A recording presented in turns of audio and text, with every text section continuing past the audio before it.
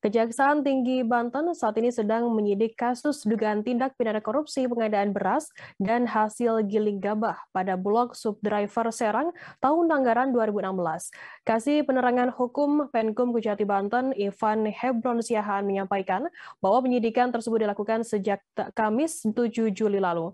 Kasus tersebut bermula pada 2016 di mana perusahaan umum Bulog Subdriver Serang pada kantor wilayah Jakarta dan Banten pada saat itu melaksanakan kegiatan pengadaan beras dalam negeri dan hasil giling gabah. Uang tersebut sebagian atau seluruhnya diduga telah digunakan untuk keperluan pribadi oknum. Informasi lebih lengkapnya akan disampaikan oleh rekan jurnalis kami dari Tribun Banten. Ada Ahmad Tajudin yang akan melaporkannya. Silakan rekan Tajudin.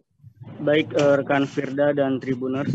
Kejaksaan Tinggi Banten saat ini sedang menyidik kasus dugaan tindak pidana korupsi pengadaan beras dan hasil giling gabah pada subdivisi regional Bulog Serang tahun 2016. Di mana Kasih Penerangan Hukum Kejati Banten, Ivan Hebron mengatakan bahwa penyidikan itu telah dilakukan sejak tanggal 7 Juli 2022 kemarin.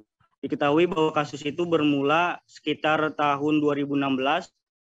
Perusahaan umum Bulog kantor cabang Serang pada kantor wilayah Jakarta dan Banten pada saat itu melakukan kegiatan pengadaan beras dalam negeri atau ADN dan hasil gilingan gabah.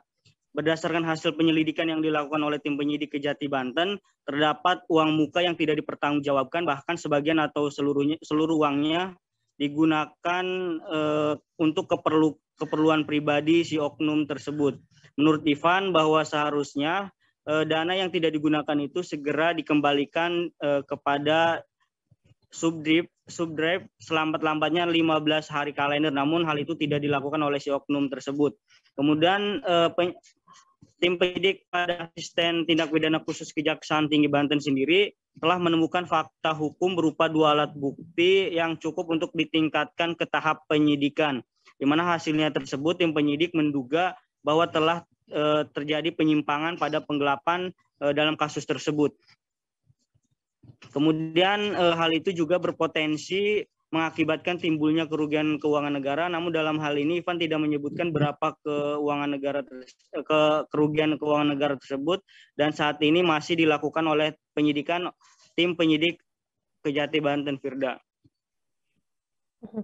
Nah, baik. Terima kasih rekan jurnalis dari Tribun Banten, Tajudin atas laporan Anda. Selamat bertugas kembali.